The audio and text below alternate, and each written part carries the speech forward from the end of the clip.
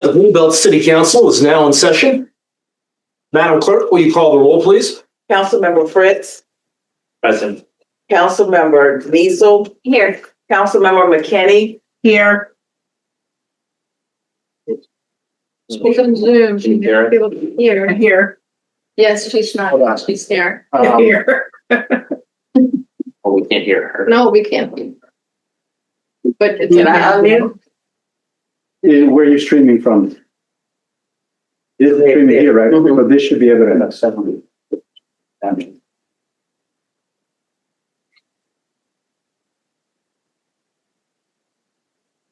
Okay, ask her to speak. Councilmember McKinney. Here. Can you hear me? Yes. You can't hear me? Seems like a speaker. I can hear you. See the system. Been here a couple times today. Councilmember Poppy. Here. Councilmember Pope. here. Mayor Pro Tem Weaver. Here. Mayor Jordan. I'm here. Mayor Pro Tem Weaver, will you lead us in the pledge? And pledge allegiance to To the flag of the United States of America. and to the republic for which it stands, One one nation, under God, indivisible, and with liberty and justice for all. And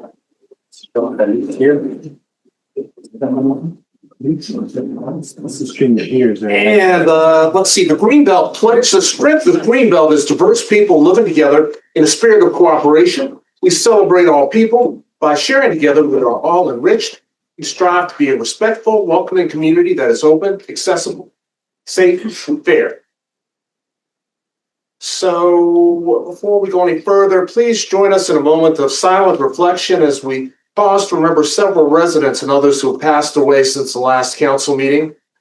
Greenbelt residents Nancy L. Berner, Martina Durang, and Jeff Warner.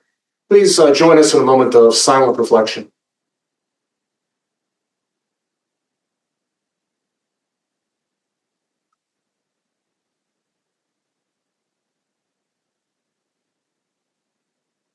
Thank you very much. We're having some technical difficulties in council chambers tonight, so we're streaming and recording the session in Zoom. But the technical difficulties with cable TV, it's a problem. So we're doing what we always do. Back in the day, not so long ago, we didn't have video streaming, so the council meeting goes on. Just let me concisely and briefly say this. We do hold these council meetings 2 times a month, except for August and December. On Mondays, to set policy and to take formal actions. Tonight's session is open to public, as are all council sessions and meetings, except for executive sessions as authorized by state law. So residents can observe our deliberations. We will pause periodically to provide opportunities for public comment. And during those times, if you wish to speak, if you're here in person, just raise your hand. After being recognized, you can go to the podium. When you get to the microphone, please state your name and address. Well, unless for the records, we do need that for the minutes. If you are on Zoom, you can use the Q&A feature at the bottom of your screen or raise your virtual hand. We don't accept anonymous comments on social media. And if you were watching on cable TV or some other ways, you can always send us an email. Email address is questions@greenbeltmd.gov. So in general, please limit your remarks to 3 minutes. It's 5 minutes during petitions and requests, 3 minutes otherwise, and address only one topic under consideration, the one that's currently under consideration. We ask that you remain civil and avoid disparaging others and questioning the motives of others. So there it is. So at this time, we are going to pause for petitions and requests. That's a regular part of our agenda. It gives folks an opportunity to make a statement or to make an inquiry of the city administration. All petitions are recorded by the city clerk, and they're shared with the administration to research to determine next steps and to respond in an appropriate manner when merited. So it's council's practice. We listen, we don't talk. So petitions and requests, you've got 5 minutes. Are there any petitions or requests? Please, sir. Standing over here today, here, Benita, just so that I can.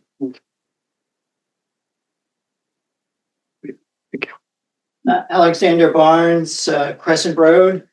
My request is that a parking space be removed from Westway.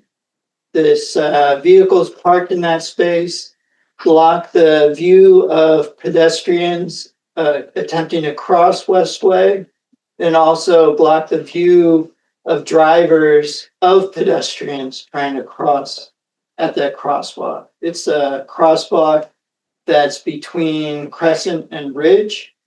And so it's the space, it's on the left.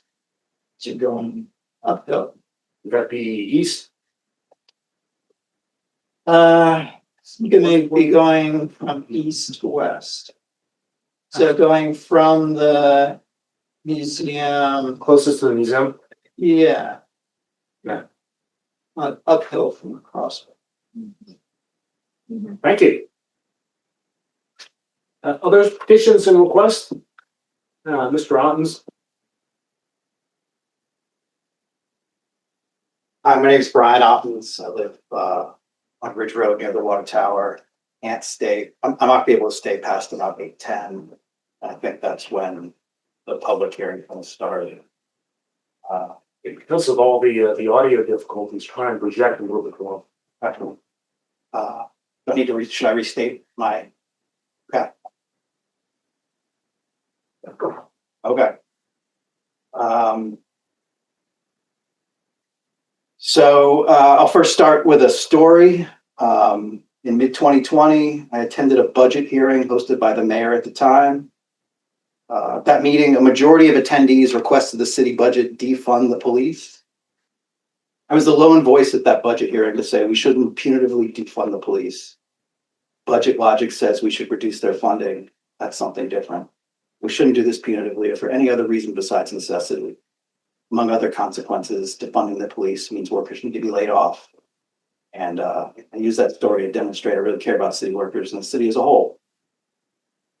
I don't think I'm going to fit everything into 5 minutes, so I'm going to skip through things and I can leave some paper if you become part of the record. My words for you about this charter amendment. I think you're moving too fast, and I personally can't give informed feedback to you. Here's an example. I haven't read the proposed charter amendment because I typed into a search engine yesterday. It wasn't on the first 15 links, at least that I saw. I just gave up. The only time I had to put into this was on a Sunday. The notice of the public hearing only had a phone number, which went to voicemail. I'm not saying that city workers should be answering the phone on a Sunday. Saying we need more time to figure out what's going on and get the information so we can give you informed feedback, which you requested in the public hearing, at least in the notice of the news review. I also have no information about how the city would use this charter amendment, how many union contracts need to be negotiated, these take time and funds, how much. Haven't even had a chance to pull together my questions to develop a position. You can say I should do all this research. It's on the web. I should look harder. Should put weekday time into it. I could ask you or whatever, but I think you see it. We're exhausted with figuring out what's going on at BART, figuring out what's going on with the FBI, figuring out what's going on with some other changes in our community. Or that stopping the maglev. And more time would just give us more time to look through things and catch up, figure out what's going on and give you informed feedback. So my statement to you is slow down, possibly start over, educate the citizens why this is a thing you need to pursue now and go from there. If someone comes to you and says they want more urgency, they want more action, tell them you had testimony at, what is written here is the public hearing, but during petitions and petitions section of the council meeting, that they should get out there and give the information themselves. Please be so informative that a statement to slow down would be outrageous. When you're done that, and not just the retired and very engaged citizens are educated, the proper steps, we can give you feedback on the proper steps. Till then, I don't think the city's ready. I think we need to slow down. I would like to know more about it, but said, we're trying to figure out what's going on with BART, the FBI, some other things in our community. Just exhausted.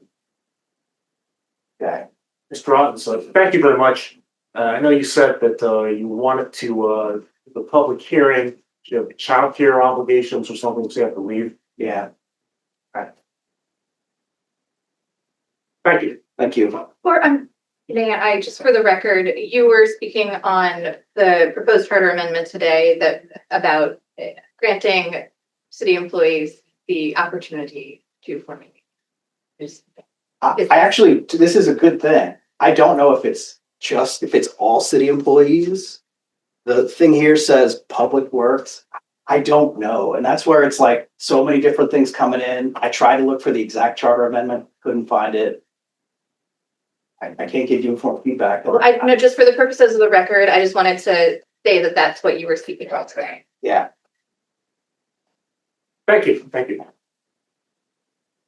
So other petitions and requests, and I do want to emphasize that we are having a public hearing specifically on this topic, about 10 minutes. But, so are there any other petitions or requests?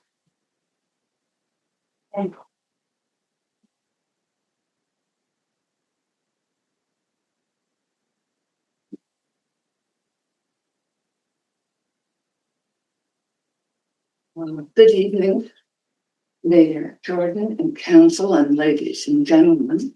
My name is Susan Smithers. I live at 10J Laurel Hill Road, and I'm here to read a letter from the Public Works Group.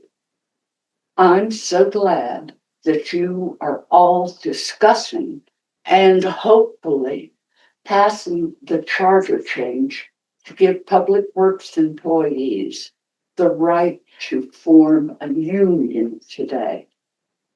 I'm also glad to hear that you will be expeditiously discussing expanding that right to all Greenbelt municipal. I can't say municipal. I practiced and it just won't come tripping off my tongue.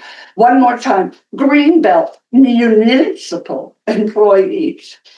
As Greenbelt residents who support all city workers' choice to unionize, we are troubled to learn of the city's longtime use of Jackson Lewis, a law firm that specializes in union busting, or as their website calls it, union avoidance.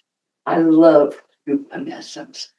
We would like our tax dollars to go to a firm that can advise the city on how best to negotiate a fair contract with workers, not one intent on preventing workers from exercising their right to form and join a union. There is also a budgetary concern with Jackson Lewis. Their hourly rate is more than double the rate of other good firms who can advise the city on how to negotiate with employees.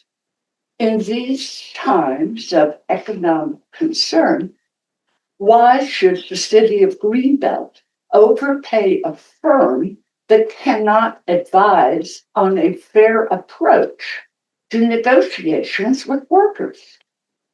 The city's public works staff have already voiced their desire to form a union.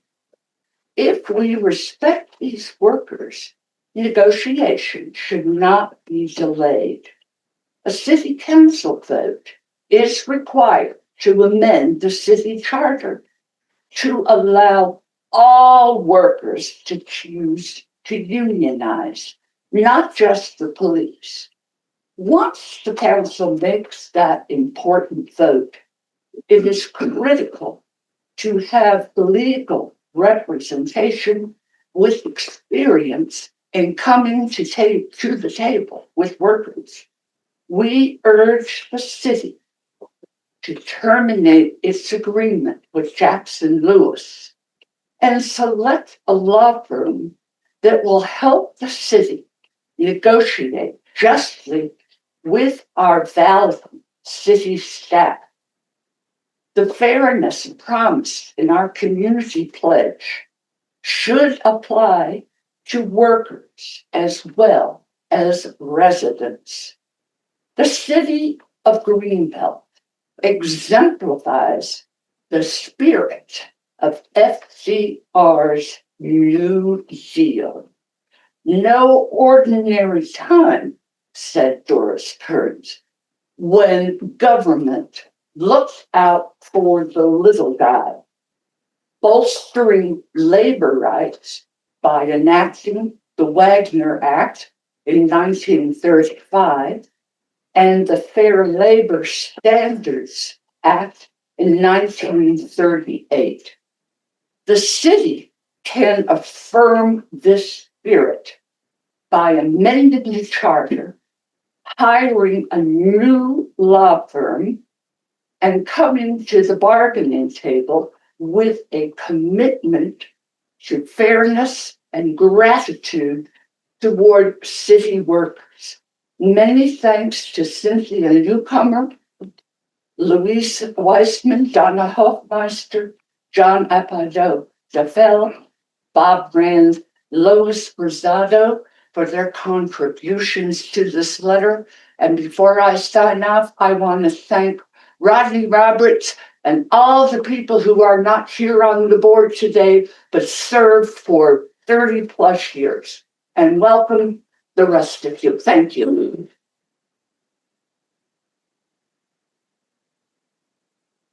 Are there any other petitions or requests? Mr. Orleans? Am I to understand that the mic at the lectern does not work? That's correct. Well, then my first request for information tonight will be why, given all the money over the course of several years that the City of Greenbelt has invested in improving the technology in this room and that room back there, why it's not working tonight. Just to say it's not working or we're having technical difficulties is insufficient. We ought to know why, given all that expense over the years. I'm speaking at the moment with regard to the closed meeting held December 8th. And the readout of this meeting suggests that the action taken was there was a vote to remove a member of an advisory board. I do not know why that was necessary to be conducted in closed session. Gave direction to legal counsel related to the Open Meetings Act. That definitely should not have been done in closed session. And I guess I'll concede, since the City Council of Greenbelt likes closed sessions, giving direction to the city manager related to a pending legal case may be appropriate, given council's tendency, although I don't think that also should have been in closed session. So my question is this: what is this Open Meetings Act violation that direction was given to legal counsel? That's not something that should be discussed in closed session. If there was an Open Meetings Act violation by either council or anybody in Greenbelt, any official body of the City of Greenbelt, that should be discussed in public. Thank you very much. Well, thank you. Are there any other petitions and requests? Is there anybody online right now who is seeking to make a statement or to ask a question? Nobody has their hand raised online. Okay, as I was saying initially, all petitions are reported by the city clerk to share with the administration. The city administration researches them and determines the best way to refer or steps to be taken, next steps, and to respond in an appropriate manner. So we appreciate and listen carefully to what the public says. And I want to thank everyone who's petitioned tonight. So at this time, let us go ahead and move to the approval of the consent agenda. Is there a motion to approve the consent agenda as presented? Yes. I'd like to remove the minutes from from May 7th work session. I noticed something that I think needs to be corrected in those.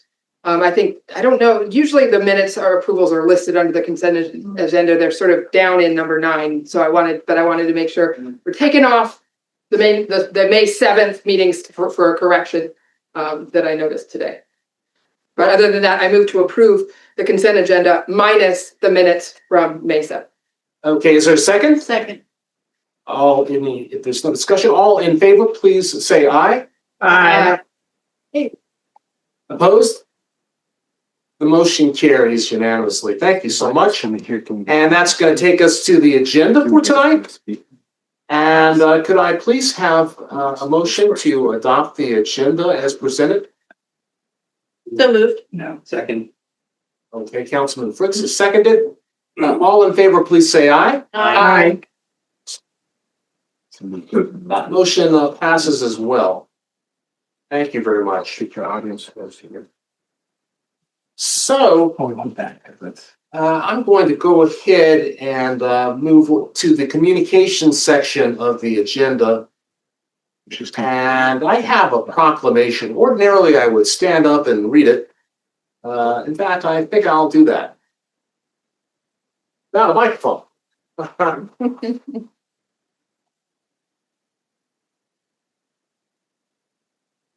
Whereas Dr. Martin Luther King Jr. devoted his life to advancing equity, social justice, and opportunity for all, and challenged all Americans to participate in the never-ending work of building a more perfect union.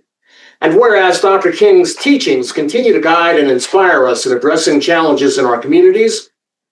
And whereas the King Holiday and Service Act, enacted in 1994, designated the King holiday as a national day of volunteer service and charged the Corporation for National and Community Service with leading this effort.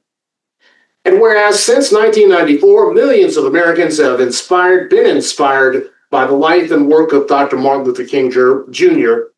to serve their neighbors and communities on the King holiday. And whereas the King Day of Service is the only federal holiday commemorated as a national day of service, offering an opportunity for Americans to give back to their communities on the holiday and make an ongoing commitment to service throughout the year. And whereas residents of the City of Greenbelt have the opportunity to participate in events throughout our region on the King Day of Service, January 19th, 2026, as well as create and implement community service projects where they identify the need. Now, therefore, I, Emmett D. Jordan, by the powers vested in me by the residents and City Council of Greenbelt, do hereby proclaim the Martin Luther King Jr. holiday as a day of service in the City of Greenbelt and call upon the people of Greenbelt to pay tribute to the life and works of Dr. Martin Luther King Jr. through participation in community service projects. And I'm going to present this on Monday as well. So at this time, we've got a project scheduled on Monday. Kevin Carpenter Driscoll is the lead. He's the lead on most of our volunteer projects. City Manager Samarone, can you give us a quick update on that project? Yes, Mr. Mayor. Thank you for your proclamation and recognizing the work that Kevin Carpenter Driscoll does on a regular basis to address environmental issues while creating opportunities for volunteers and residents to be engaged. So on the January 19th, we will have an event to protect the trees from the beavers. As you know, we have quite ambitious beavers at Greenbelt Lake. So we're going to engage in this effort to protect the trees and while also creating a safe environment for the beavers and all of our users. So this event is happening on the Monday, January 19th from 10 a.m. to 1 p.m. And we are seeking volunteers. So we made the announcement on social media and our website for volunteers to sign up via our Sign Up Genius platform. So we welcome everyone who wants to participate or just watch. Yeah, fantastic. I know I'll be there. So also on that date, I understand that our state senator and delegates are holding a special District 22 night, and also Martin Luther King Day program. And that's going to be at Annapolis in the Miller Building. I believe it starts at 5 o'clock, and our delegate, Nicole Williams, Greenbelter, can provide more information on RSVP about that. Yeah, so there's an invitation out by Senator Alonzo Washington and the delegates. The event was from 6 to 8 at the Senate Miller Conference. As you mentioned, there is transportation being arranged for the public. Should folks want to take advantage of the shuttle, we can circulate that information. There's an RSVP required for the event so that the Transportation Committee can properly distribute the transportation resources in the shuttle that they have. Yeah, that's correct. So if you want to attend, make sure to RSVP if you're going to take the bus, because the bus fills up pretty quickly. And I've been told that it's important that if you drive, you need to bring a driver's license or something to kind of get into the building. So, and there's lots of other activities going on around the community, around the county, or neighboring jurisdictions. So it's always a day that I enjoy just volunteering, and we volunteer all the time, but it's a special day. So please, let's remember Dr. King's legacy. So at this time on the agenda, we are supposed to be joined by State's Attorney Tara Jackson. I don't see her in the room. So if she arrives, I imagine we can pause and come back to this agenda item. That's council's will. Okay. So at this time, I'd like to actually move to the next section of the agenda, which is a public hearing. And this is going to be a public hearing on the charter amendment on collective bargaining. Later in the agenda, we're considering amending the collective bargaining section of our city charter. A public hearing is legally required before council can adopt a charter amendment resolution. Maryland Maryland's that municipal legislative bodies hold a public hearing with at least 21 days advance notice prior to adopting any resolution amending the city charter. This requirement ensures citizens receive transparent notice of proposed changes, and also provides a formal opportunity for public input on this modification to the city's charter. So at this time, I'm going to recess our regular meeting to conduct a public hearing on the proposed charter amendment resolution. And here's what I'm going to do. I'm going to bang the gavel a couple of times, and the floor will be open. I believe, so each individual that wishes to speak will have 3 minutes to speak. And once again, the city clerk will record the comments. I know council, my peers on council will be taking copious notes. So here we go. I recess this city council meeting, and at this time, I open the floor to public comments, a public hearing on the charter amendment on the collective bargaining. So please, Mr. Leonard, if you'd like to step up.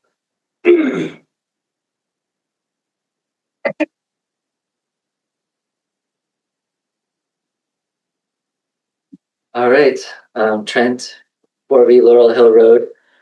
Today, with your support, will be a big step forward for the public works workers of Greenbelt. We all support the same opportunity for all Greenbelt municipal employees in the future. Some of the workers want better benefits. Some of the workers want more parity with management. Some of the workers want more opportunities to grow. Some of the workers want to feel like they can speak their opinion without retaliation. For different reasons, Greenbelt Public Works employees are looking to have a union. Here are some quotes that I wanted to share from some of the workers, some of them in the room today, others that aren't in the room today. Nate, who's been employed 23 years with the department, says, "It would be the beginning of a beautiful relationship between the city, the council, and the employees to further lift us up and better serve the community." Robbie, 25 years with the department, "It would be a great feeling knowing that it's coming together for us to get representation that we've needed for a long time." Luisa Robles, an 18-year employee of Public Works, says, "I look forward to having recourse to address questions and issues that may come up."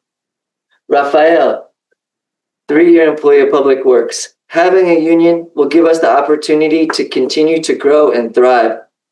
And Dewan, 7-year employee, said, "I believe that a union will protect all workers, supervisors, and directors included." So I look forward to working with you all to continue to grow Greenbelt's dedication to its workers, just like it does its residents. I also want to just say, I'll read just a brief part of this letter from Greenbelt Lodge 32 saying, we stand with you, Public Works, as you take this important and courageous step toward unionizing. Your effort to secure a fair voice in the workplace, improve conditions, and ensure dignity on the job reflects the same values that guided our own values. We know firsthand that forming a union is not just about addressing immediate concerns, but building a structure that protects everyone for the long term. City Council, please take this letter from Greenbelt FOP Lodge number 32 as giving our full support to the City of Greenbelt Public Works in their effort to unionize. Thank you. Thank you. Are there other comments? Please go ahead. How you doing? Michael Canavan. Good evening. Ridge Road, 40-year resident this year. Thank you. Thank you. You're too kind. I'm really excited to see that this is moving forward. I've noticed a shift in operating procedures that signifies to me that management is open to the prospect of unionizing for public works, which is really exciting to be a part of. I'm happy to be here and happy for the future relationship between workers and management. If all goes to plan, we are in for a much better tomorrow. A tomorrow where we don't see our benefits reduced before our eyes like we have recently. A tomorrow where being taken from your family in the middle of the night for snow emergencies is appropriately compensated. A tomorrow where the city recognizes what it asks and for some positions requires of its employees to carry a CDL and compensates them appropriately. A tomorrow that works for all of us, not just some. Thank you.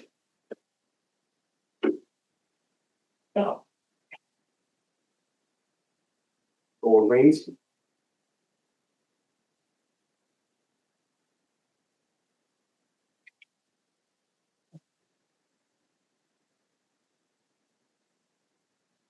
I certainly support the right of Greenbelt Public Works employees to organize and bargain collectively if they choose to do so, and we understand they do choose to do so.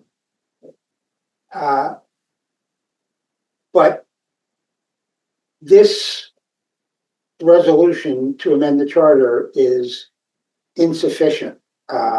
Allusion has been made already to the fact that a right that prospectively will be recognized by council as it relates to public works department workers should extend to all Greenbelt employees other than classified employees and management personnel. And it's impractical for council thus far and tonight, and when this vote is taken, to exclude the numbers of other Greenbelt employees other than public works workers. It's, if you'll excuse the suggestion, it's dumb, among other things. If council's prepared, and I'm hopeful that it will do so, amend the charter recognizing public works department employees' inherent right to organize, it should do so for all Greenbelt employees and not have to return for another public hearing, wasting more time in the future for something that should be accomplished now. Lastly, I want to associate myself with the comments made in the letter in the news review earlier tonight during petition to request.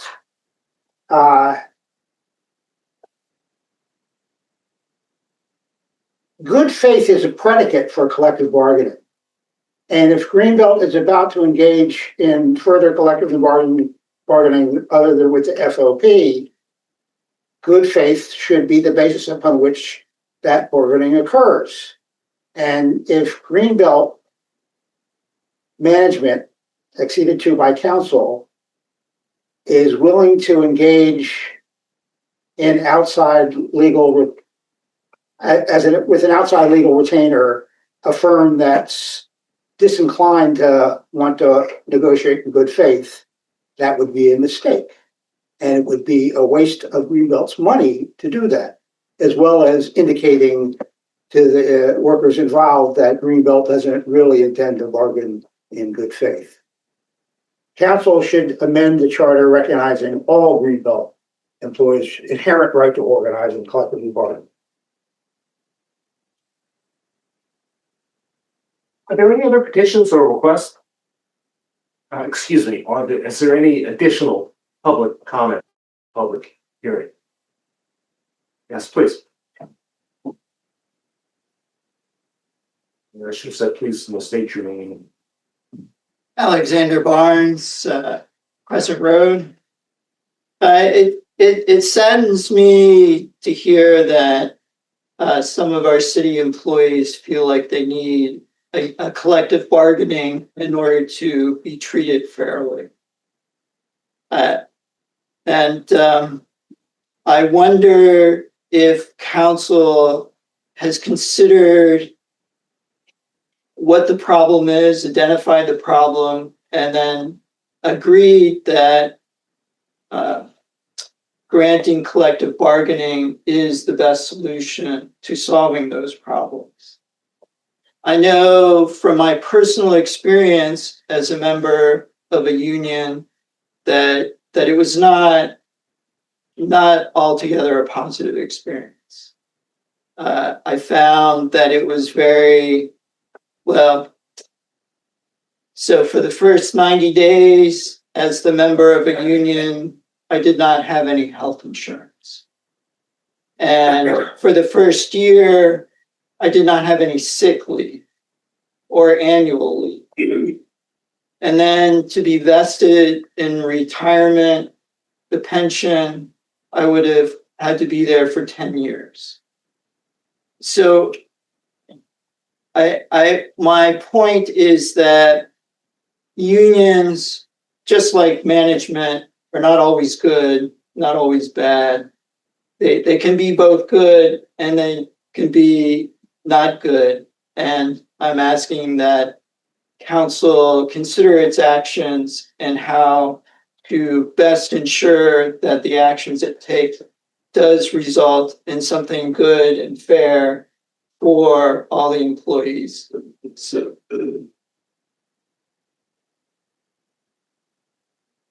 Mayor Pro Tem, is there anyone online? Nobody online has their hand raised. Is there anyone else in the room that wishes to speak?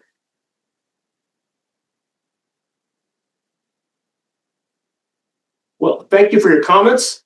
The public hearing has taken place.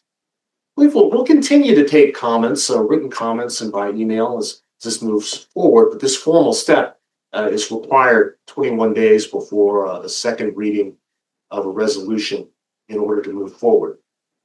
So appreciate the comments and the thoughts.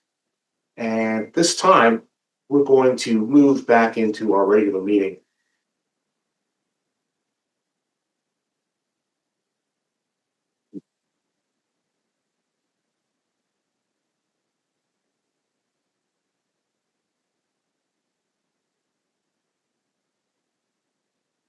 Okay, the next section of the agenda, we'll actually be looking at a statement for the record regarding a closed session on December the 8th, 2025. Mayor Pro Tem. In accordance with the general provisions article, section 3-06C2 of the annotated code of the public general laws of Maryland, I move that the minutes of tonight's meeting reflect that the council met in closed session on Monday, December 8th, 2025 at 10:54 p.m. in the council chambers. Council held this closed meeting in accordance with section 3-305B1, 7, and 8 of the general provisions article of the annotated code of the public general laws of Maryland. 1, to discuss the appointment, employment, assignment, promotion, discipline, demotion, compensation, removal, resignation, or performance evaluation of appointees, employees, or officials over whom it has jurisdiction, or any other personnel matter that affects one or more specific individuals. 2, to consult with counsel to obtain legal advice on a legal matter. And 3, to consult with staff, consultants, or other individuals about pending or potential litigation. The purpose of this meeting, 1, was to discuss personnel matters. 2, to obtain legal advice on a legal matter. And 3, to get updates on a pending or potential legal matter.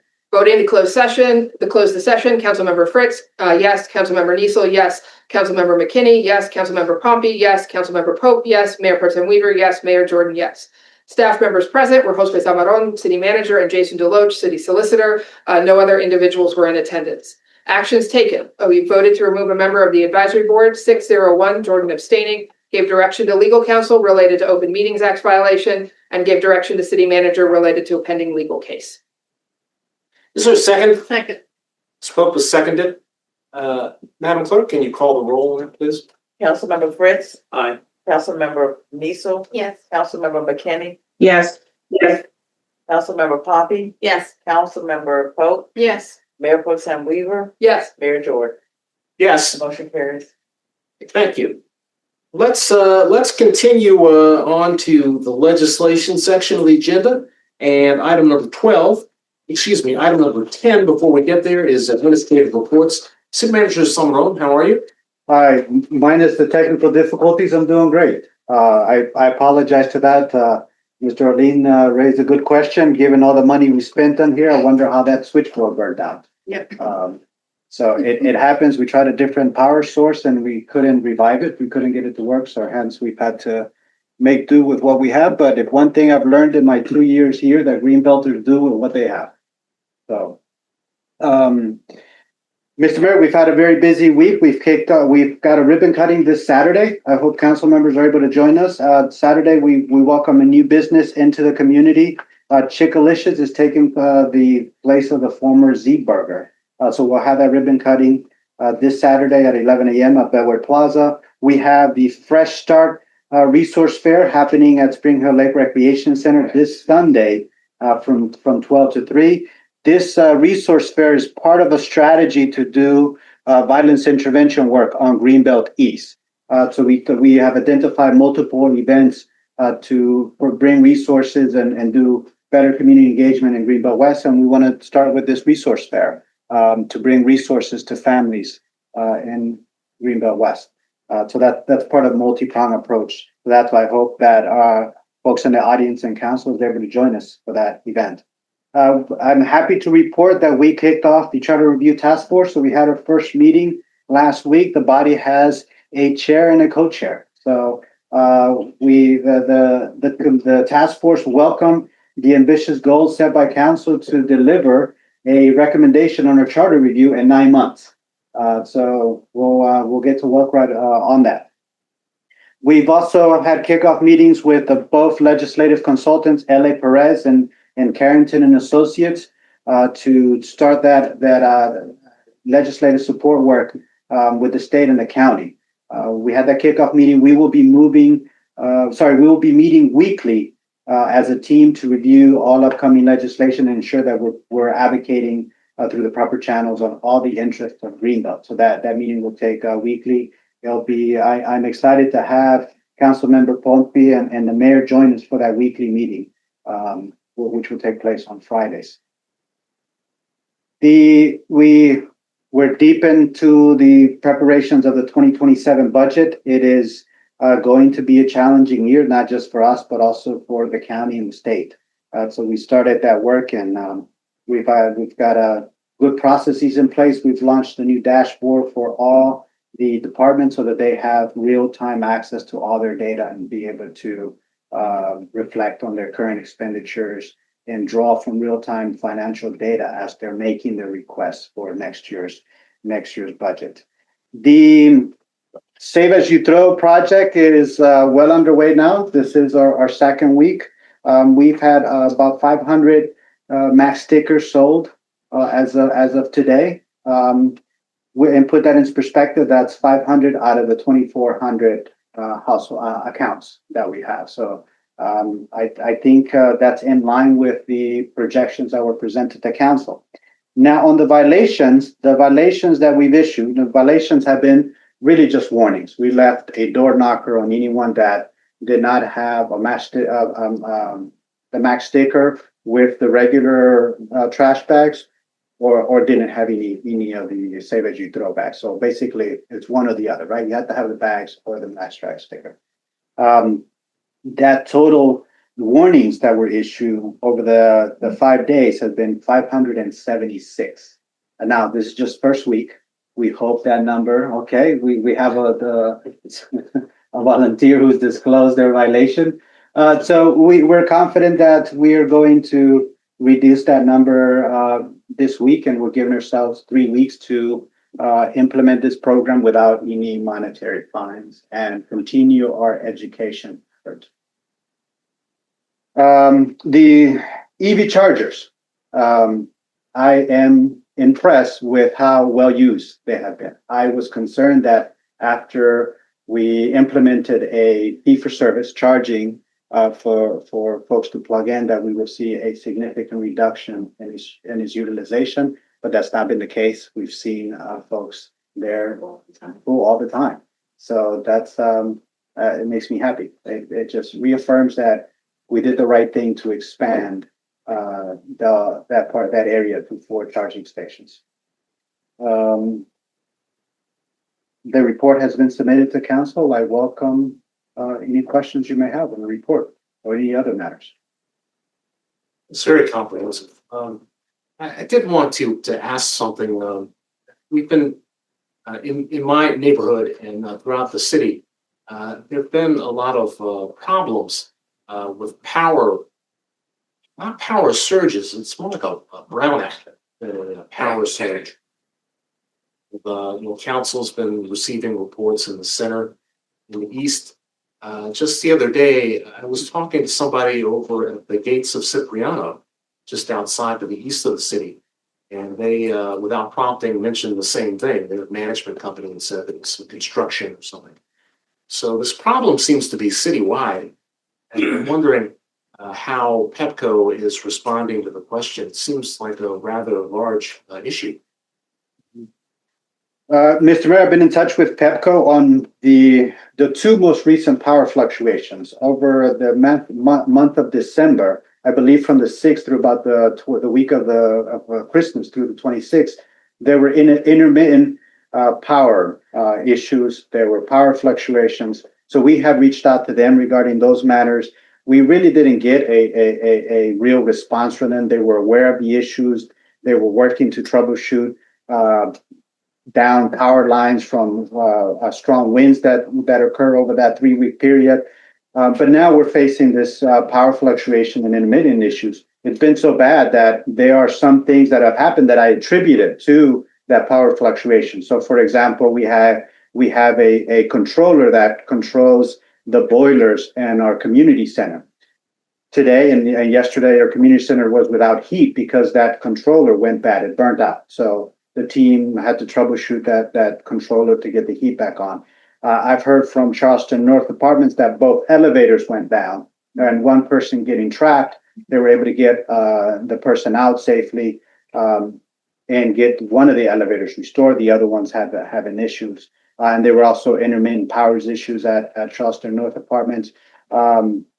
Numerous other issues I've heard from Lake Crest and Lakeside residents that they've had power issues. So now we're getting this new wave of intermittent power and power fluctuations.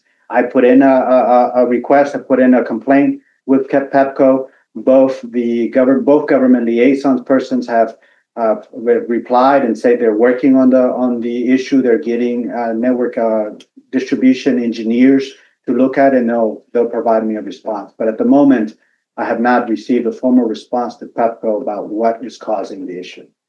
Yeah, I don't want to dwell on it for too much, but I think we need to try and elevate the issue. I know some of our residents are concerned that it might be some kind of a power fault or something in their circuit breaker board. I don't know if the fire department's actually received any inquiries about that, but it seems like it's a very serious issue.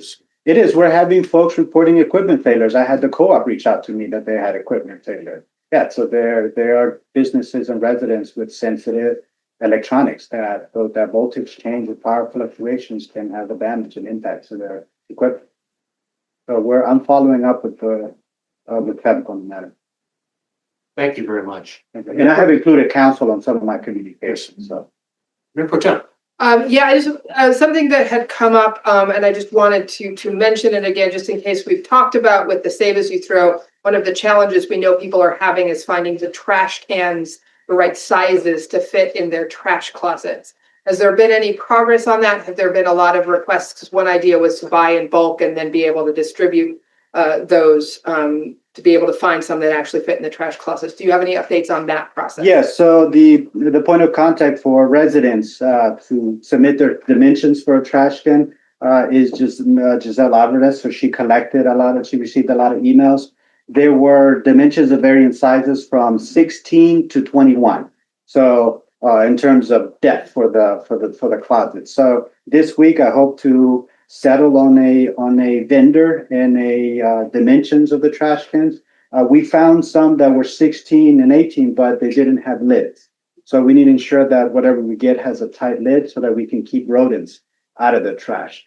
So we're looking into that. We have not made a decision, but we hope to soon, and we'll order some, make them available.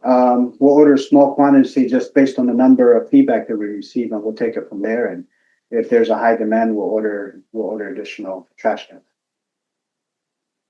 Thank you very much. Any other questions from council? Councilmember McKinney, are you there? I know you're under the weather. Did you have any questions for the city manager? I didn't, and my apologies for not being there, but thank you so much. I read the report. I appreciate it. No questions right now. Okay. Make sure you have plenty of that chicken soup. I will. Thank you. Okay. Well, at this time, let's go ahead and move to the legislation section of the agenda. And the first order of business is the Charter Amendment, Collective Bargaining Rights for Public Works Employees. This is for second reading adoption. So included in the packet is the Collective Bargaining Rights Charter Amendment for Public Works Employees. Councilmember Poppy, you introduced this item for first reading at the last meeting. And the item is up for a second reading and adoption at tonight's meeting. Councilmember, would you like to introduce the resolution, or do you feel like we need to get more of an overview? I'll introduce the resolution. Good. For second reading and possible adoption, a charter amendment resolution of the city a charter amendment resolution of the Council of the City of Greenbelt to amend section 3-22 powers of the city charter to authorize the City of Greenbelt to engage in collective bargaining with representative of public works employees by following procedures in amended Article 8 of Chapter 13 of the City Code. Thank you. Is there a second? Second. Okay, thank you very much. So we've got that out of the way, and we can have a little bit of discussion. I'm going to actually ask Mr. Summerall if you can kind of talk a little bit about this particular, where we are right now with this step. I know at December the 8th meeting, we talked about this, and we, first reading. So we have another work session set up subsequently to speak on the broader issues. But in working with legal counsel and drafting this resolution, can you comment on the specifics, please? I'll try as best as I can, Mr. Mayor. So tonight it was council's interest to move as fast as possible on charter amendment to allow the public works employees to be recognized. And council was interested in addressing both requests. One, the request of public works employees, but also the request of a more broader inclusion and recognition for a collective bargaining agreement for all employees. At the time, if my memory serves correctly, council wanted to review both, but was sensitive to delaying or the perception of delaying action on the public works request. So council decided to bifurcate the issue, address the public works petition to allow them to unionize, and this resolution before you for tonight's consideration addresses that petition. Council is still scheduled to have a work session on an additional charter amendment to allow all the various groups in the city to unionize.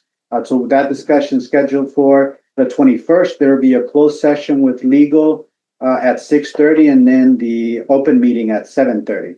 The closed session would also include senior staff members. Well, thank you very much. And to be very, very specific, the resolution, it's resolution number 2124. And the change, I believe, is section 3, general powers, item number 22. And the change is to the second sentence, and that's been amended to, and designated representatives of non-managerial Department of Public Works employees. So that's the change. I want to remind everyone that this is enabling legislation, so it will allow the Public Works employees to move ahead, to organize, if it's their choice, to take the next step. So we're not deciding on whether or not to do this. It's up to the employees to make this happen. Yeah, Councilman. Just for clarity. Did I get this right? Did I read that? Mm-hmm. Okay. Yeah, well, just I think that there's a typographical error in the text. In terms of the strikeout language, that language that is stricken is not currently in the charter. I think that was a splicing of the language of the two proposals.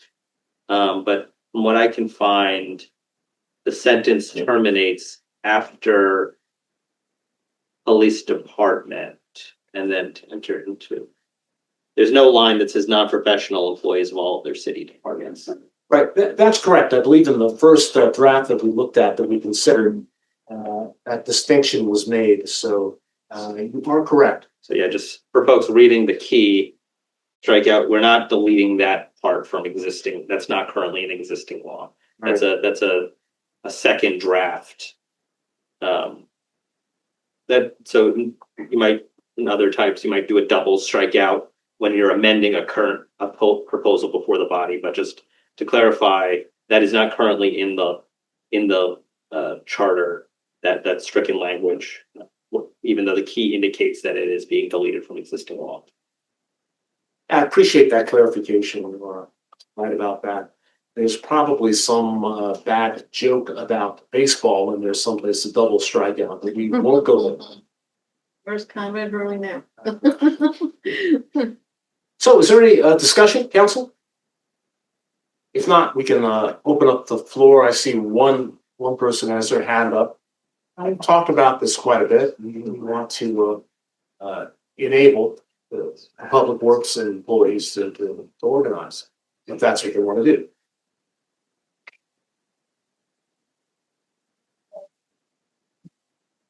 I understand that there's scheduled for the 21st, 6:30 closed session with the solicitor and whichever other attorneys management are going to have in that room.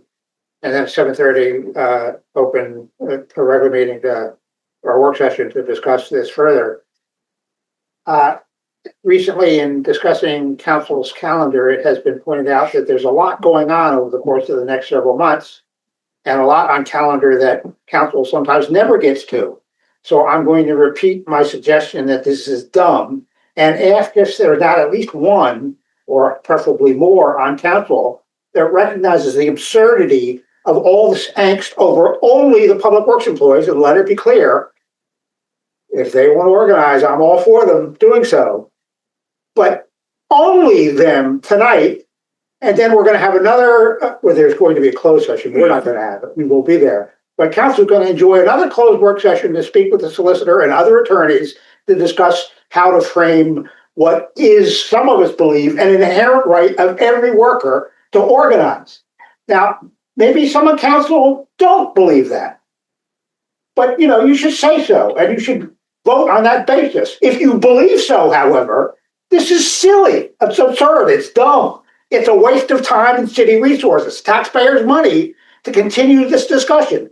Council could vote, well, technically not tonight on every Greenbelt employee, but council could change direction and at the next regular meeting vote on recognizing inherent right of every Greenbelt employee to organize and collectively bargain. And we would save city resources. Yeah, Councilor. During the last, I believe the last meeting was the December 8th meeting.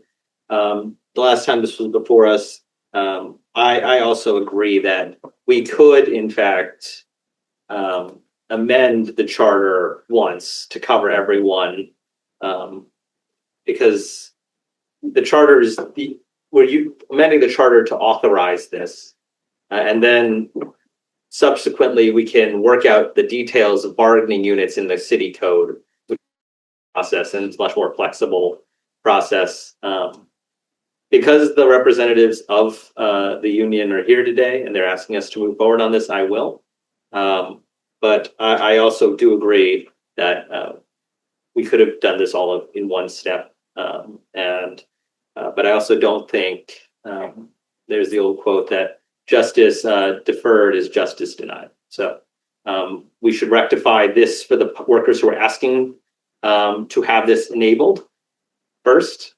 I don't support a delay, but I do agree with the sentiment that we could be doing this all in one stroke.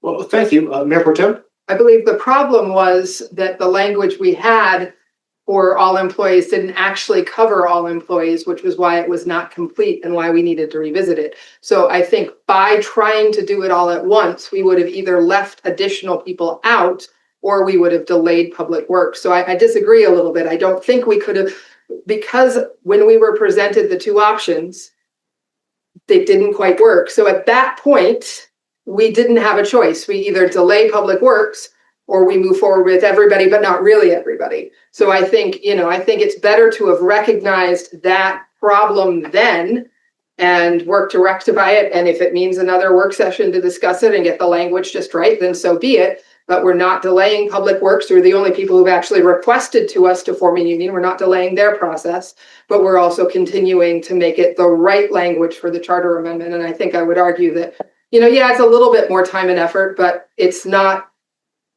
I think actually we may still be able to introduce something by the next, if not the next meeting, then maybe the one after that. But the meeting is on the 21st. We have our next regular meeting on the 26th. In theory, we might be able to have something ready in time for that, but certainly by the 9th, the first meeting in February. So I guess I disagree a little bit. I think it was better to step back when we realized something wasn't exactly the way we wanted it to be and separate the two things to not cause further delays for the people who have made the request to review. So I would rather do that than have gone forward with it all at once and then have to make another change to correct something afterwards. Other comments from council? To me, the most important thing is our employees making sure that they are happy and that they are well taken care of. So this change to the charter is something that I'm comfortable with moving ahead with. I also feel giving everyone a chance to understand. We had a petition earlier tonight just asking for more information to be shared with the public, with the employees, so that everybody's fully aware of what is happening. Council's responsibility is to watch the budget, to oversee the city manager, and to protect the city as best we can. So part of that is making sure that our employees are happy and well taken care of. It's not that complicated of a thing. In a way, I kind of feel like we're making more out of this than it really needs to be. So I'd like to go ahead and take care of removing this, enabling the public employees to talk, to organize, and to see what comes of that. And that's what I'd really like to do tonight. Mr. Hartman, you have a comment? Yes, as a resident and a non-employee of the city, but a beneficiary of the work of the employees at Public Works, I want to say that as a grateful resident, I want to support totally this idea of the union opportunities, and also for all employees of the city who would be eligible to do that. But especially I want to take this time to thank Public Works for everything you guys do. And it's amazing what our Public Works does. And so as a resident, I'm totally in support of this idea. Thank you. So if there's no further comments, why don't we go ahead and take a vote. Madam Clerk, will you call the roll, please? Councilmember Fritz. Aye. Councilmember Niesel. Yes. Councilmember McKinney, Yes. Councilmember Poppy, Yes. Councilmember Pope, Yes. Mayor Pro Tem Weaver, Yes. Mayor Jordan. Yes. The motion carries.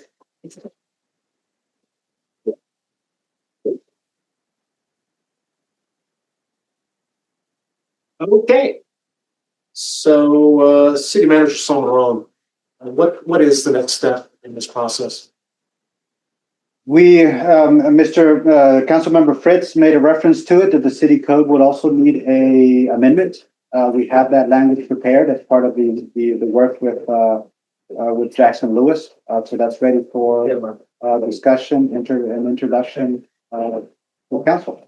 We're also going to start, there's a 45-day period that we have to wait in order for this to go in effect. Within that 45-day period, we are going to look into the process of holding a vote with the employees.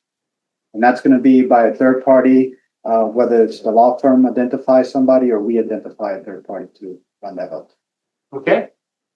Looking forward to that discussion, looking forward to progress, and most of all, I'm looking forward to making sure that our employees in public works and throughout the city have everything they need to be successful, to have good lives. Living wage, just having good working conditions, there's nothing more basic than that. Now, Mr. Mayor, we have wages. We have very good paying wages. We did a comprehensive study. There was at least one public works employee that received an adjustment of excess of $30,000. So we have not just fair paying wages. We have good wages. We've done a market study. So I just made a reference to what you're saying. I think the city and council has made a strong commitment to ensure that we are paying fair market wages. On the benefit side of things, looking at our benefits, we have a PPO plan that's unlike any other in the marketplace. So I think that council and the administration's made it very clear that we are at the top of the scale. That might have not always been the case. And I get that because the comprehensive wage study was done just a few years ago and it went in effect 2 years ago. But in terms of pay benefits, I would say I have not seen another entity that has such robust benefits. And I've worked for several, including the District of Columbia. And so I think we are taking care of our employees in that way. But I think I just want to reaffirm the statement that you just made, that we care about our employees, we want to pay fair wages and good benefits. And we demonstrated that. Yeah, very good, very good. Councilman. Yeah. Councilmember. Does the I want to phrase this correctly, but you mentioned obviously the process of going through an election with the workforce. There's varying ways that those are conducted. Either a secret ballot vote or card check. And generally speaking, I think both can be used to ascertain whether or not employee representative organization or a union has majority support. But card check has been shown to be a much cheaper and more effective way of doing that versus a drawn out election process, which can oftentimes, impact the city need to retain additional counsel. Has there been any thought given to will the city recognize a card check process if the workers request one?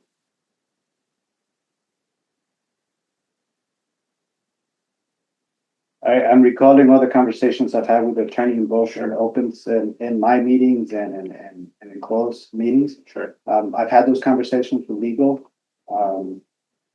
I think we've had those conversations with people. I don't think we decided either way on this. Sure. And I do think that as we implement a code, right, that's something that I would be interested in hearing how we are going to implement the selection process, because, and I'm not saying that would happen in Greenbelt, but generally I support card check in principle, but also as has been noted, labor attorneys are paid hourly like many attorneys, and they do make more money off of a union election process just because they tend to be on site for the whole process. There's observers, sometimes ballots are challenged, then you might need an arbitration process for challenges in a drawn out process versus a card check system. is much more elegant. You have a trusted third party say, do you want us to check against the list of employees in public works, non-management employees, so the eligible employees, that is, if a majority exists in signed cards, I think that is the much more efficient option. And I would be interested, I want to make sure when we have the discussion on the code that we do talk about getting into the minutia of the details, because I do think it matters. And I do think our legal counsel will probably encourage us to do an election process, but they also make money off of that election process. And it's just something we want to weigh, because I think either way, we will ascertain if there's a majority. And I think there's also less time for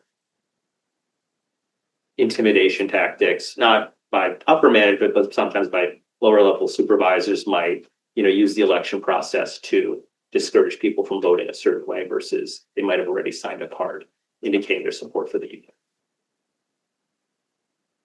So we'll have an opportunity to have this discussion as early as the 21st. Yeah, I appreciate it. First step. And there's more to come. But no matter how you slice it, there are a number of things that have to happen, and there's cost involved. Once again, the most important thing is making sure that our employees are well taken care of. Yeah, Councilman. I just wanted to know, is our union attorney going to be attending the meeting on the 21st? Yes. Thank you. Okay, any other comments? Hearing none, let's go ahead and move on to the next item on the agenda, which is item number 13. It's an ordinance, parking regulations for electric vehicle charging stations at the municipal building. Included in the packet for the public and the council is an ordinance for parking regulations for electric vehicle charging stations at the municipal building. Mayor Pro Tem Weaver introduced the ordinance for first reading at the last meeting, and the item is being presented for a second reading and possible approval, adoption at tonight's meeting. Mayor Pro Tem. I move for second reading and possible adoption, an ordinance for parking regulations for electric vehicle charging stations at the municipal. Is there a second? Second. I think Councilmember Pompey jumped on that first. So, Mr. Somero, can you concisely describe the parking regulations? Do we have any visuals or for people? All I know is I was coming into the meeting tonight, and 3 of the 4 spaces were occupied. There was a Rivian, Tesla, and a Kia out there charging up. So what do we have? What are we proposing as we finalize this? This is pretty straightforward, Mr. Mayor. The state has laws allowing state officers to cite non-EV vehicles parked in EV-specific parking spaces. In order for the city to be able to issue a citation to an ICE vehicle, ICE being an internal combustion engine vehicle, parking in a EV parking space that has a charger on it, we would be, with this legislation, should you approve it, we will have the legal authority to cite those vehicles in the city of Greenbelt. That's all this law does. It allows us to have a legal authority that the state currently has. Well, thank you very much. So as far as we're not really defining the fee structure. Correct. We are. We're adopting the state. The state. That's $40. 40, some for minimums. Okay. Or $100. I think it's 40. 100. It's $100. Oh, 100. Okay, Mayor Pro Tem. And I think the other thing that's worth noting is that it's not, if I understand correctly, it's not just, it's a internal combustion engine vehicle parking in a EV spot at any point, but also an EV car charged and not, or plugged in and not charging. Yes, we can do that, but there are other mechanisms to find those vehicles that exceed their parking limit or park in a non-EV vehicle. So if an EV vehicle is parked and plugged in an EV station, but has been there for an extended period of times and it's not actually charging, there are structures within the system that charges that can issue fines or charge for them to be idling or sitting there for too long. I guess I was thinking of a circumstance in which an electric vehicle owner has parked there, but isn't plugged into. Oh, yes. Oh, I can park there even whether they're charging or not. Yes. But that's not the case. The idea is that EV parking spaces are for active charging, Yes. and we want to find people who are not using EV charging spaces for active charging. There's, That's correct. That's a bit of the nuance what it does. my car fell into the fourth spot. This incident. And so this resolution will go into effect immediately? It's an ordinance. An ordinance, I'm sorry, So ordinance. the ordinance can still be challenged by a citizen, so they can do a referendum on the ordinance. Okay, 45 days? 45 days, 20% of the voters that participated in the last gubernatorial race. Mm-hmm. Last gubernatorial race, that's a lot of people. Yeah. Okay. Hey, I don't want to leave out Councilmember McKinney. Did you have any discussion points you wanted to bring up? No, I'm good. Okay. Keep that blanket on. So let's go ahead and take a vote. Madam Clerk, can you call the roll, please? Councilmember Fritz, Aye. Councilmember Diesel, Yes. Councilmember McKinney, Yes. Councilmember Pompey, Yes. Councilmember Pope, Yes. Mayor Pro Tem Weaver, Yes. Mayor Jordan. Yes. The motion carried. Okay. It's fantastic.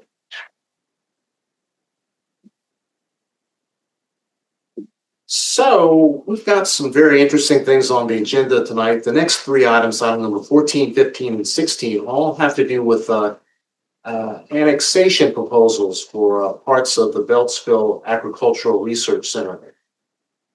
So the City of Greenbelt, we're initiating this process, expanding our corporate boundaries a bit through the proposed annexation of, I believe it's approximately 2,262 acres of public tax-exempt land.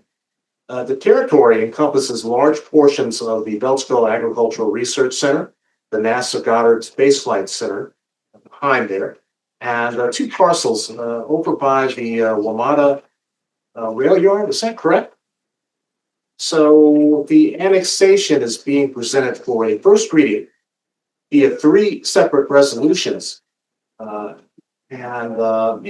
primary motivation for this action stems from our concerns and passion over protecting the future of the lands, the public lands over there, and we want to try and fortify our partnership with ARC and NASA and support their respective missions. And we want to advance long-term land preservation objectives and enhance the city's ability to influence any potential future development on these important strategic locations.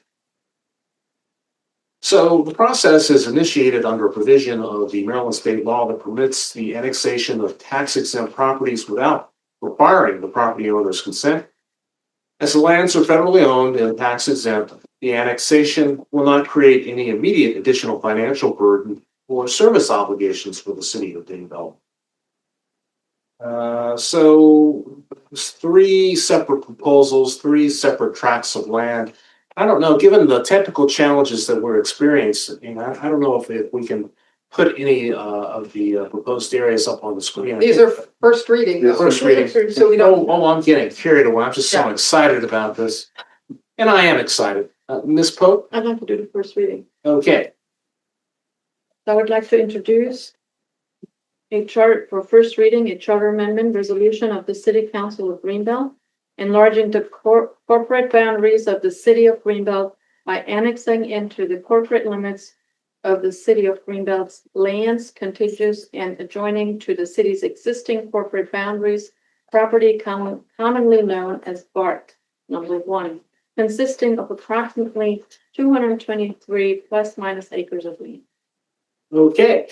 And let's share the love here. I think I'd like to, would another council member like to introduce resolution item number 15 for first reading? I can if there's no I'm other. happy to do that. Okay. For first reading, a charter amendment resolution of the City Council of Greenbelt enlarging the corporate boundaries of the City of Greenbelt by annexing into the corporate limits of the City of Greenbelt lands contiguous and adjoining to the city's existing corporate boundaries property commonly known as BARC number 2, consisting of approximately 843 plus or minus acres of land. Well, thank you.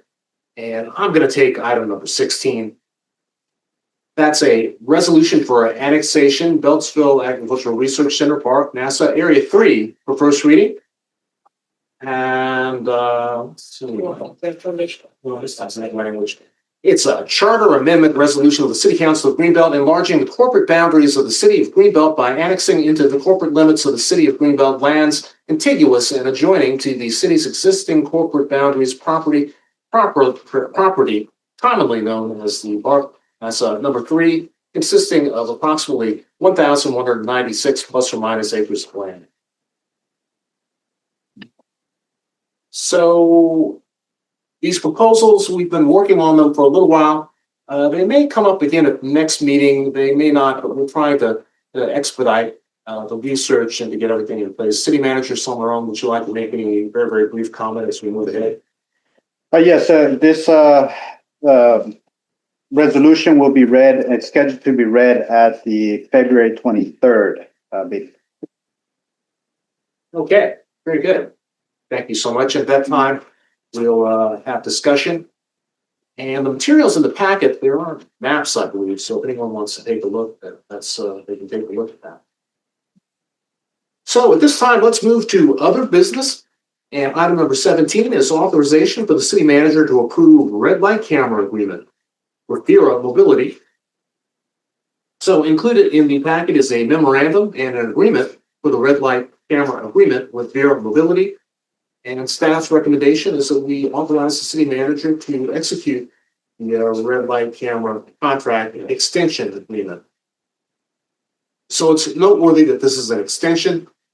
The manager and council wisely entering into this contract previously decided that it would be in the city's best interest, or residents' best interest, to go year to year on renewing this.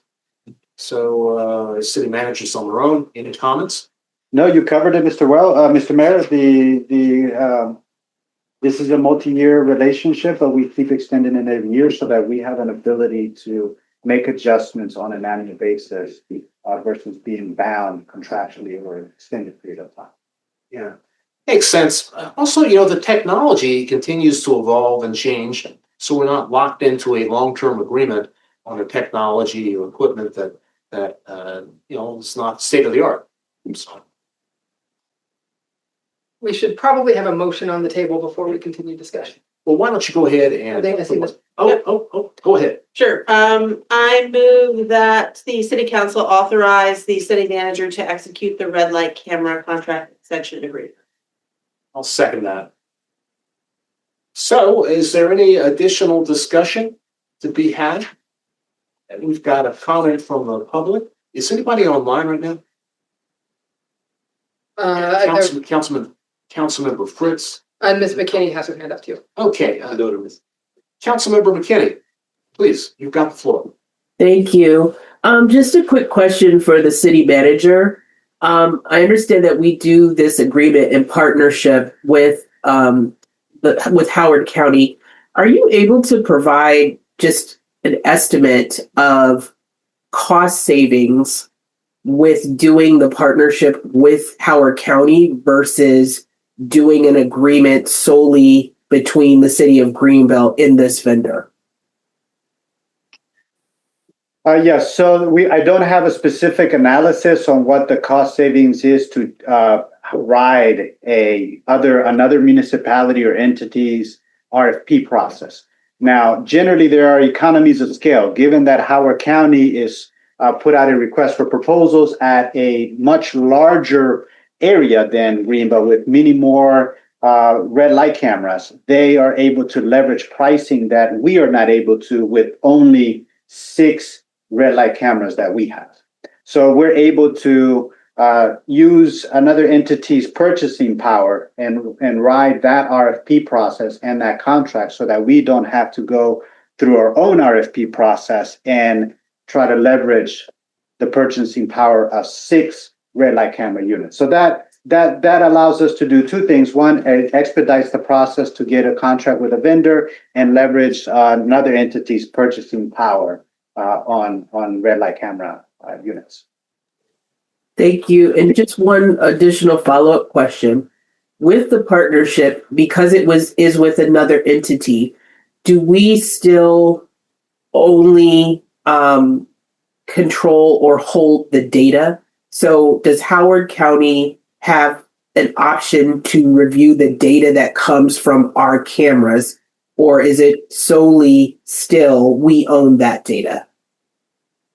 We own the data, and we're required to have our own staff review the video, the footage, and the photos for each citation. So it's not something that we outsource or that we could outsource. There was state legislation 2 cycles ago that introduced legislation to allow civilians to review the red light camera and speed camera data. And I think there was an exception passed last year that allowed some departments. I don't remember the details of it, but in short, it's our data, and we don't outsource that work to verify the violations.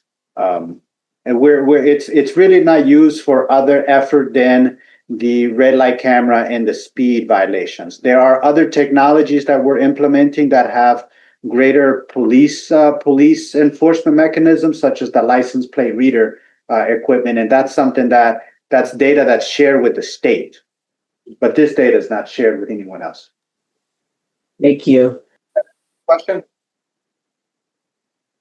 Councilmember Fritz. Yeah. It's not in the memo. Has there been a market decline? Do you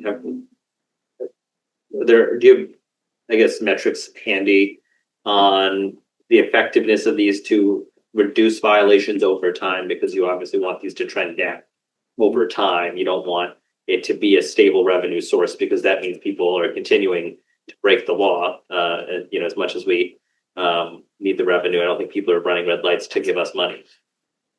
So I actually pulled up the budget on this. Okay. Is that what you were doing? Is that what you were doing, Mr. Solomon? The red light report, yeah. Yeah, trending downwards. At least in the budget from so this is page 66 of the proposed budget under the revenue summary.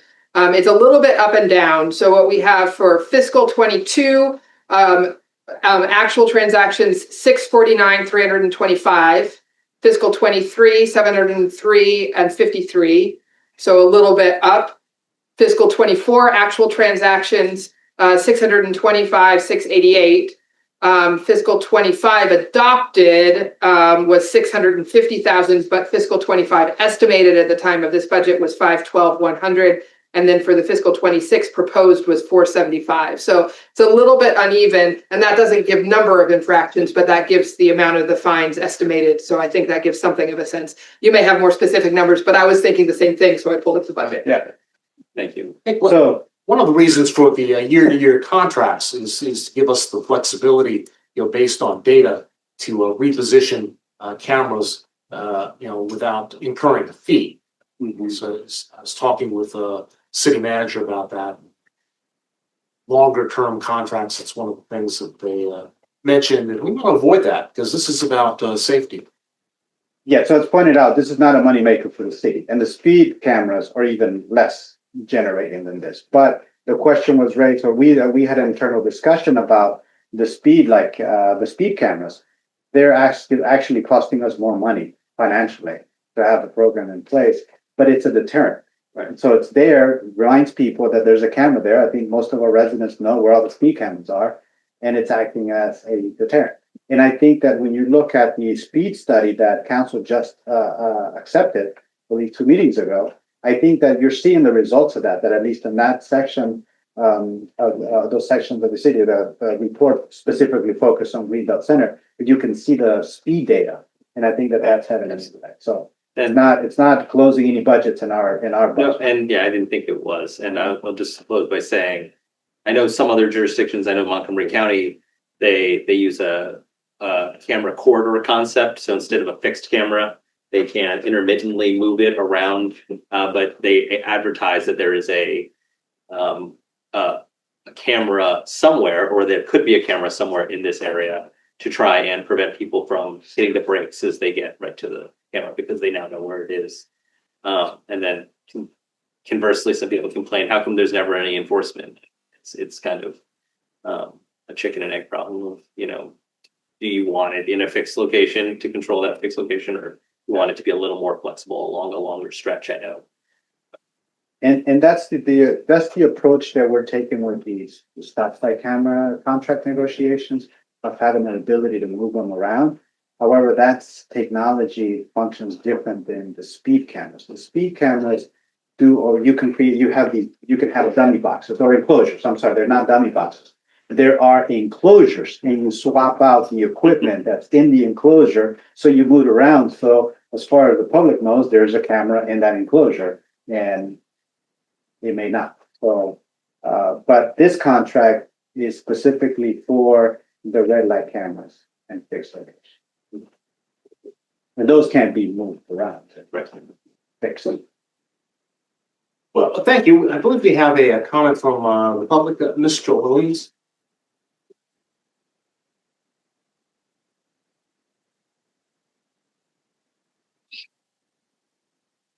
If I may, before I ask my question, ask Councilmember Weaver, was that page 63?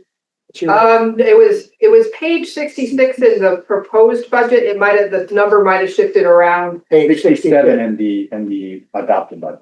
Yeah, it's the From last revenue year. summaries page The adopted budget from last year. Current. for the current year, for this year. This year, this year's fiscal year, Correct. budget. It's not the proposed budget for next year. No, We don't have that. I don't have that. I was curious. I'm just struck by a line in the full package. The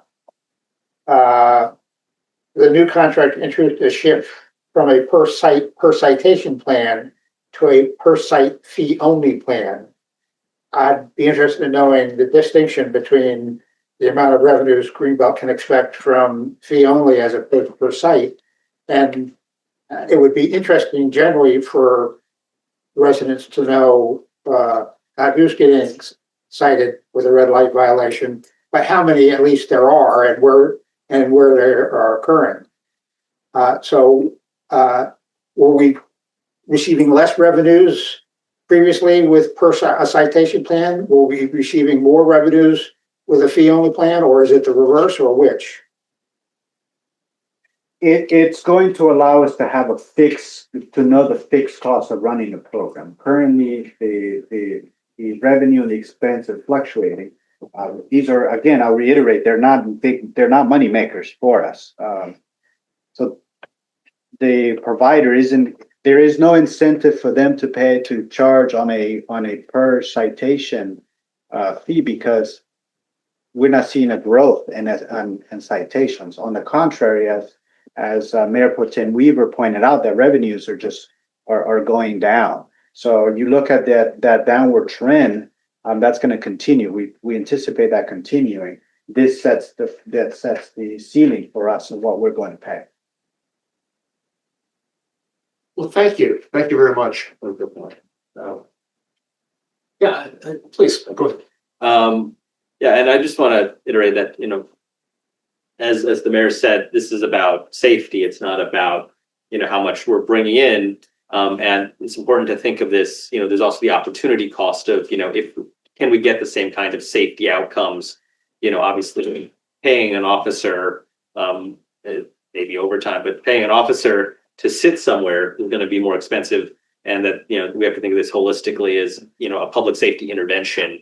Is it yielding more than other interventions that we could have versus, stationing people who might otherwise be on patrol or doing investigative work or doing some other work for the department?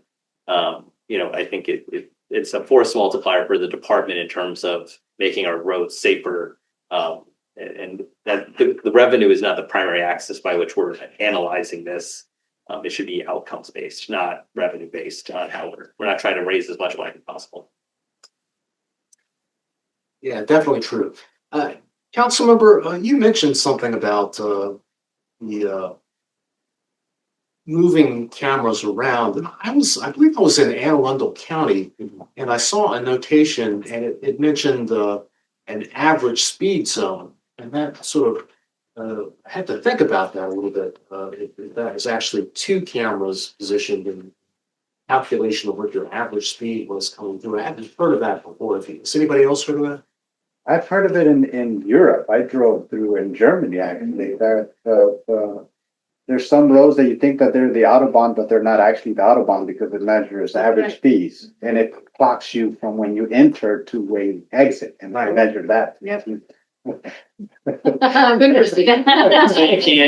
can't just hit you can't floor it and brake. You cannot. You can floor it for a few seconds and then you got. I'm telling you what, those tickets are worth it. I wouldn't know how expensive they are. I drove on that road, but I don't know how expensive those tickets are. It's tricky there. Okay, let's move on to item number 15. I think after we take a vote, all in favor, please say aye. Aye. Opposed? Okay, it sounds as though it's unanimous. That measure passes. Item number 18 is authorization for the city manager to approve the contract with Schindler for the community center elevator.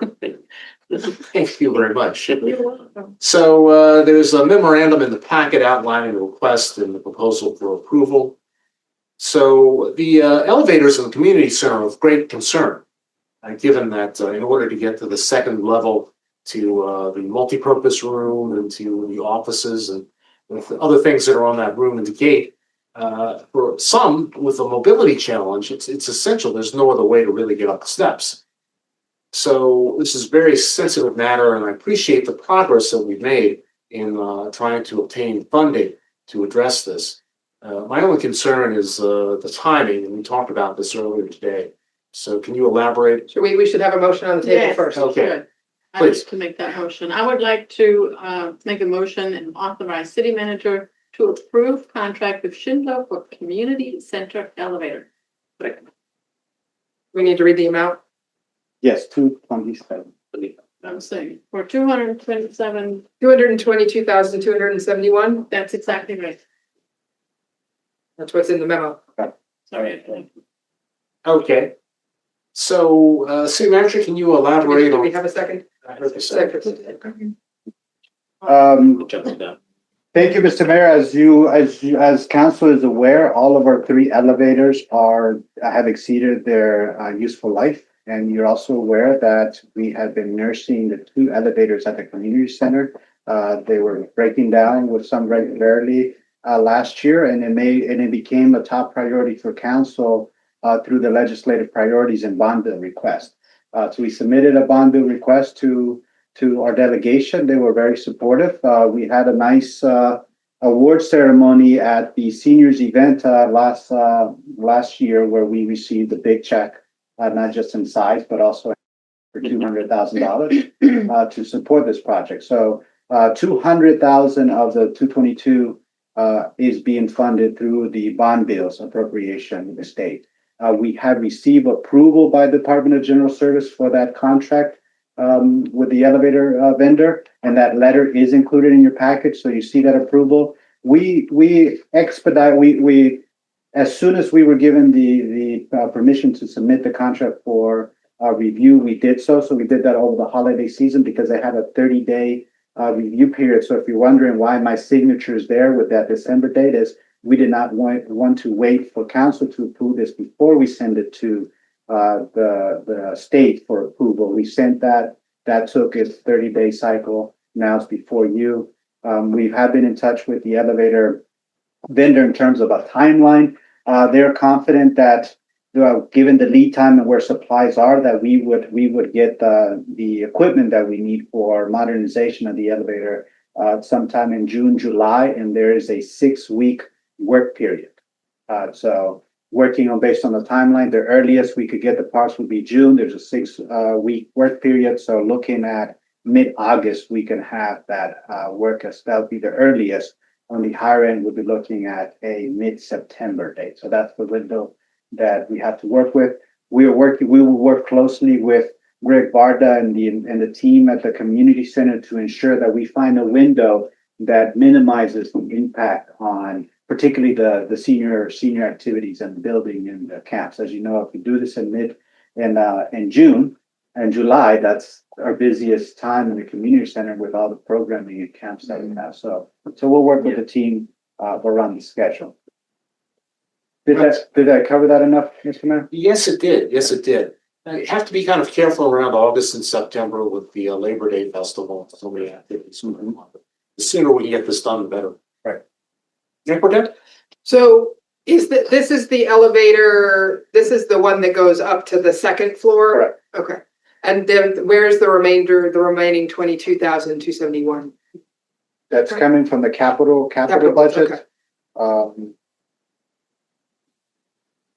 And one of my questions was going to be about because I noted in the contract, it indicated that 150 square feet of storage is needed for the project. And so I wondered where that equipment would be stored and how, but it sounds like that may be based on working around recreation and their needs for the space. That was one thing that I was going to flag. The other thing that I noticed under the terms and conditions, item 11, there's a blank. It says that it's a provision about a date given for, and that doesn't have a date in there. Is that something that we will have a specific date put in there? Right now it's blank. Yeah, we will, but we're also speaking with the elevator company for that because I think this goes to one of the items that the mayor has previously brought up is what kind of punitive damages we can have in our contracts when performance issues come up. During the time since I've been here, I know that prior to me there were issues with getting contractors to fulfill their obligations in a timely manner. I do not have that concern with this vendor or the other vendors that we worked with recently. A good example of that would be our pool. Mm-hmm. We committed to a timeline, we deliver the pool within the timeline. So we would have that similar structure with this vendor in sticking to a timeline. So, but we'll work through that date. I just noticed it was blank. Yes. Yeah. Mm-hmm. And that's part of the discussion we're having now. When can we get the equipment? So this equipment for the elevator is not like these folks have it sitting in a warehouse that they can just deploy, I think. Mr. Hartman, you had a comment? Michael Hartman, Chico Cardinal. You said there's a 6-week period when the elevator will not be operational. And you said you're going to be working on a way to make the office up there accessible and gate stuff. So it would be really important to have the functional equivalency of whatever is up there to be able to provide that to people who are not able because of the work to do that. So I'm curious about, I know you haven't got your final plans yet, but I would be interested in looking at them also just as a resident to see how that works and how you plan on doing that. Will you make that public? Yes, but unfortunately I can answer some of that right away. We do not have the financial resources to make a functional equivalency to get folks up to that floor. If council wants to give me additional money to get some sort of escalator, there's an elevator mechanism going up stairs. I do not have the funds to install that to replace functionally what that elevator does. So what we would be limited to is programming space that we'll try to get as much programming off that second floor into a lower level. So reasonable accommodation. Yes. Well, it's not a reasonable accommodation will be, getting a functionally something to replace the elevator, get somebody up there. We're just not going to have that activity up there. We're going to move those activities to a lower floor. So if we have seniors that rely the elevator to get to a room up there, we'll just move that program downstairs. Actually, not a bad idea in the future to maybe budget for something like that for emergency. If an emergency occurs and the elevator isn't working or whatever, so something to think about for the future to put, for those staircases, which are very difficult. So, thank you. It could be part of our large unfunded capital needs, the conversation we're gonna have. I can price that into that work session. Okay, so all in favor, please say aye. Aye. I don't hear any opposition, so the measure carries.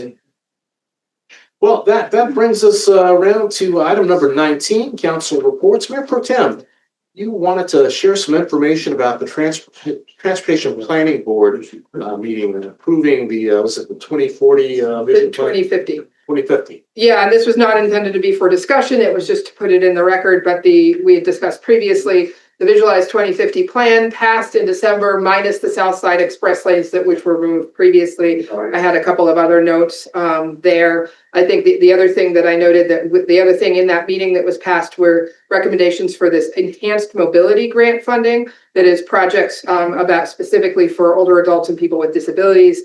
That was awarding that funding, and I don't believe, and Greenbelt didn't apply for that, but so I was just making a note of it. It looks like the next opportunity will be 2027. So just want to make sure that we have that on our radar for the next time around. So that's all I have to say about that. We have received that funding in the past. It's one of many grant programs we call that really make a big difference to municipalities and counties like region. So, hey, with the Transportation Planning Board, I saw that Neil Harris from Gaithersburg, councilman from is the chair coming in this year. Yeah, that sounds right. Yeah, that's fantastic. He's good man. I have not met him in person. So, okay. Hey, well, that's going to bring us to council reports. So, gosh darn it, I did not get a chance to plug in mine, but I know you have a list. Yeah, this is what was in from what people had put in and things that I was at or other people put in. So going back, so the last meeting, council meeting was December 9th, or December 8th, so this is since December 9th. Okay. If there's anything missing, this can be adjusted before it goes into the final minutes. It's just a busy time, the holiday season, a lot of things going on, a lot of receptions. Of course, all those changes on the county council. I was able to attend Walla Play's swearing in ceremony on the 5th of January. And I need to share this with the city manager and staff. I was on this call from Maryland National Capital Park and Planning Commission Planning Department, and they're seeking to update their Formula 2040 plan. So they had a set of questions that I need to circulate to staff to respond. And also, if you'd like to set up a follow-up call, they're open to doing that. So anybody have anything they'd like to highlight? The Shop with a Cop event was just That was great. Yeah, that was awesome. Yeah, I usually go. I attend every year. How many kids were, really just packed? Yeah, there were my niece, my kids. Okay.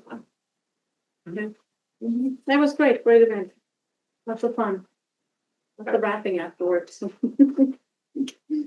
Okay. Well, if there's nothing else to list, I'll kind of plug it. Yeah, if you put that in when we can update that, and if anybody else, if there's anything else that was missed, we can add to that activity. So. Okay. I'm kind of disappointed that the state's attorney was not able to join us in an emergency situation once they've come up. She'd be here. So we'll have to try and get her in some other time in the near future. And if there is no other business meetings. We have meetings. Okay. So let's put the meetings up on the screen.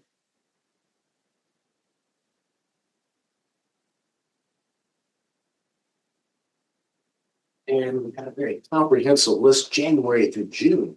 And I think some things that had come up related to this, we made some adjustments in April to acknowledge Passover. I think something that came up earlier today that we might want to make an adjustment to is adding a legislative priorities discussion in February or early March. And then I guess crossover we determined was the 23rd. So another possibility, and I know we had sort of blocked off the 25th for budget prep, but that would be good timing to get an update from our legislative consultants about what hit crossover or not. So something, and I don't know that we necessarily need to decide that tonight, but maybe by the next meeting, think about whether, and we could decide tonight, to switch that for a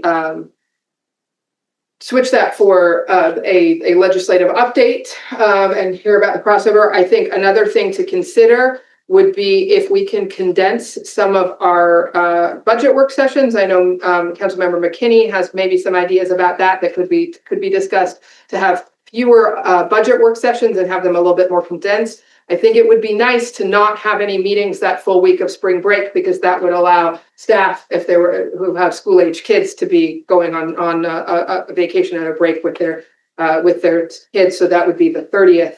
But I think that might require a little bit of work of trying to condense and adjust some of the other work sessions. So that's not necessarily something to propose tonight, but something to think about.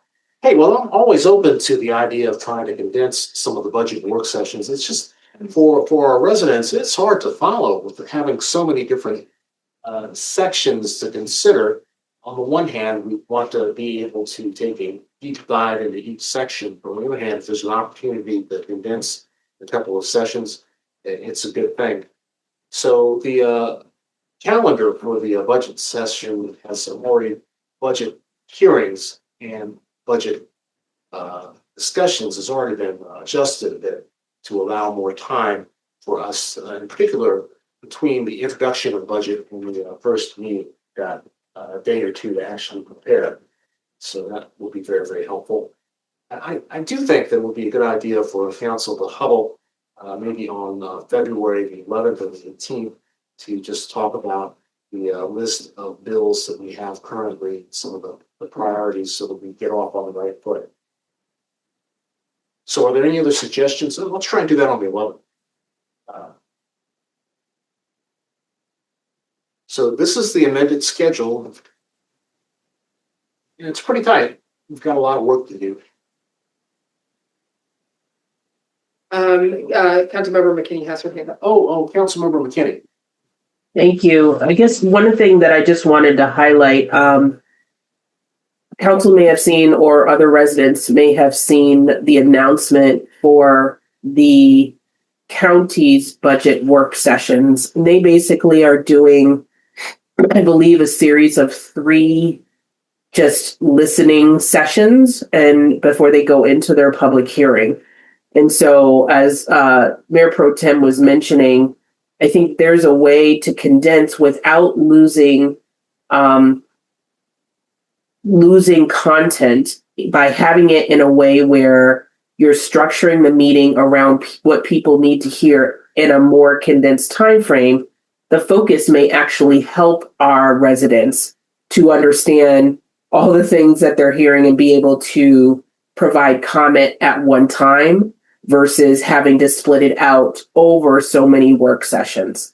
So I just want to highlight that to say there is precedence even in this current budget year of other municipalities that are looking at ways to better structure this in support of our members, of our residents being able to provide their comments in a way that's easier for them to file and be able to get to be able to come to meetings more easily. So I don't think we have to change right now, but I do think that there are ways that we can look at trying to be more efficient. I appreciate that the city manager has spent time trying to give us the quarterly updates so that we can really focus on budget in these budget work sessions, and really allow also for our community residents to give us comments about the budget itself. So I'm hoping that we can maybe spend some time thinking about how we can stay on target in each of those sessions and also look for some efficiencies in time. Well, thank you very much. One concept, other municipalities tend to take a couple of weekend Saturdays and cluster 3 or 4, actually cluster their whole process into 2 days. I don't really see how they do that. Brought that up to the city manager. It's a trade-off because if we want our staff to be there, it's more of a sacrifice for them to take a Saturday off and to come in 2 or 3 weeknights. So, I'm open to any suggestion. See somebody's hand is up. That's Councilmember McKee. Oh, okay. So I think we probably need to approve these, but I think maybe by next meeting in 2 weeks, maybe we can look at some adjustments to try to shift some things and add. I think add the one legislative work session, but maybe a second one after crossover. Right, that's correct. Okay. And also, I guess we'll be getting the results, the aggregation of our council retreat at some point. I don't know how quickly that's going to come. But I didn't look at it. I have the report. The report. I need to get it. So what you got today was a survey. It was a survey. So the MML will welcome your feedback on the survey. As you know, this is something that they started with us, and it has grown. But I have received the report. I did not include it in this agenda because of the short time frame and the numerous other things that were on the agenda. But I'll have it on the 26th. Okay. For acceptance, or if you want discussion. I don't know that you'll be able to edit the report. I've looked at it. It looks good. It's typically brought to council for acceptance, and then we take that report and create the council goals and the budget. Right. Councilmember Fritz. I don't see it on here, but I know we had talked about scheduling a session in the new year regarding with the Board of Elections to kind of debrief the. That's tentatively on the 25th. I missed that. There you go. And okay, and just quickly, so on Wednesday there's no meeting, but the Maryland Municipal League Legislative Opening Day event is in Annapolis, and I believe we'll all be attending. I hope we can all attend. I hope Councilmember McKinney, I hope you're feeling better and up to coming out for that. There's no meeting on Martin Luther King Day. It was a closed session at 6:30 on the 21st, Wednesday the 21st, prior to the discussion on inclusive language for collective bargaining rights for all employees, which is also on the 21st at 7:30. Got a Four Cities meeting with College Park on the 22nd. I believe we're still open for suggestions on the agenda for that meeting. Perhaps we can get the fire chief to come and talk with us, maybe not. But if you have ideas for other topics for discussion at Four Cities, want to share them now or soon? We've got a little bit of time. Regular meeting on the 26th at 7:30. Advisory board committee interviews on the 28th, and that's it for January. So we need to vote on this to accept it. So I move to approve the meeting schedule with the addition of a legislative discussion on the 11th. Yes. And I think further changes are still within. Okay, I'll second that. Is there any additional discussion? If not, all in favor, please say aye. Aye. Opposed? That motion carries. And, we can talk a little while longer, but if someone wants to make a motion to end the meeting, open to that. Is there any discussion?